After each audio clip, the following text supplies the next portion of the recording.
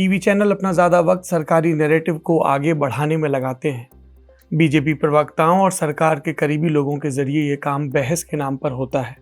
इससे रोशनी कम, शोर ज़्यादा पैदा होता है। आजकल की टीवी पत्रकारिता पर अपनी ये राय रखी कुमी कपूर ने।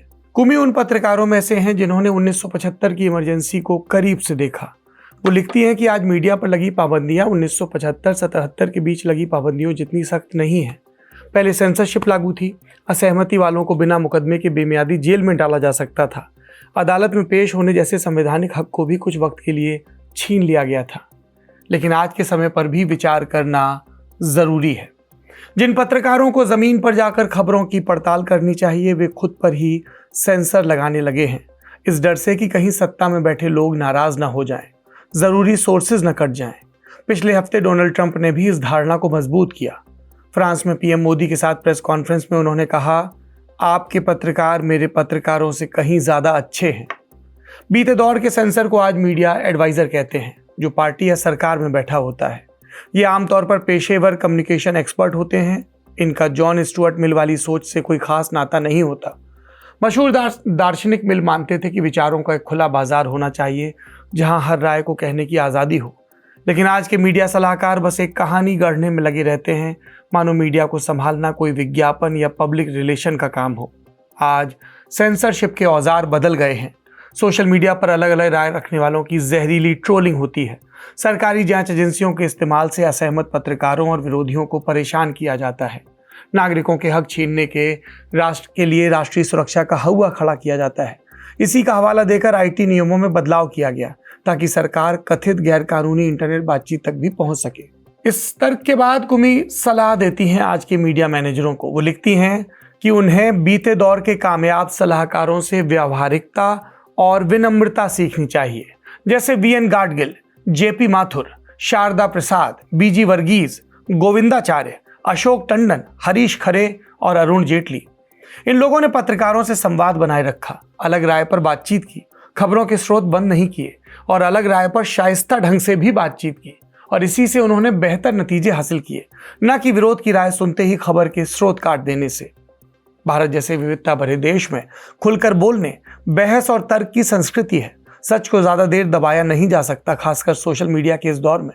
तो फिर वही गलती क्यों दोहराई जाए जो 50 साल पहले इंदिरा गांधी ने की थी। उन्होंने मान लिया था कि विरोध की राय को यूं ही खत्म किया जा सकता है। सत्ताधारी पार्टी के भीतर भी बहस की कमी है, जो कुमी कपूर को परेशान करती है। वो लिखती हैं, बीजेपी का संसदीय बोर्ड बहुत कम बैठता है। जब बैठता है तो बस कहीं और लिए गए फैसलों पर मुहर लगाता है।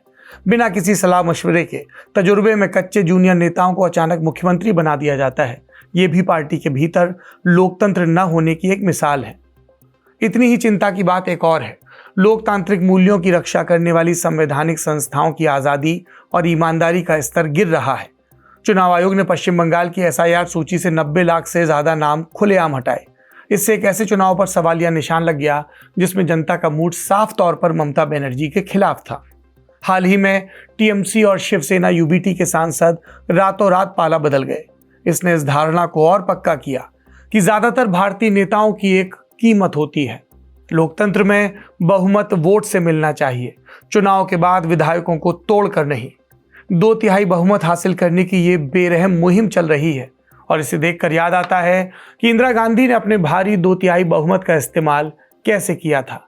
उन्होंने इसी का सहारा लेकर संविधान को कमजोर किया और आपातकाल थोप दिया। देश 25 जून को आपातकाल के 50 साल पूरे होने पर उसे याद कर रहा है। सत्ताधारी पार्टी के कई समर्थक इंदिरा गांधी के आपातकाल की जातियों का खूब बखान करते हैं, ताकि आने वाली पीढ़ियां उस रास्ते पर न चलें। पर विडंबना यह है कि आपातकाल के कई तौर तरीके आज खुद दोहराए जा रहे हैं। विज्ञापनों, होर्डिंग्स और सार्वजनिक मंचों पर शासकों की गैर जरूरी चापलूसी होती है। ये भी उसी काले दौर की याद दिलाती है, और याद दिलाती है कांग्रेस के उस समय के अध्यक्ष डीके बरुआ के उस चापलूसी भरे नारे की, Indira is India and India is Indira. यहाँ पे कुमी कपूर अपनी बात समाप्त करती हैं। वरिष्ठ पत्रकार हैं, लंबे समय तक इंडियन एक्सप्रेस के साथ जुड़ी रही और अब कॉलमिस्ट स्तंभकार हैं। इस बात में कुमी कपूर की आपको कितना दम लगता है? आप किन बातों से सहमत हैं, असहमत हैं? जरूर बताइए, क्योंकि लोकतंत्र की बुनियाद है खुला खिला बेखौफ संवाद। आप देख रहे हैं इंडियन एक्सप्रेस हिंदी। मेरा नाम है सौरभ द्विवेदी।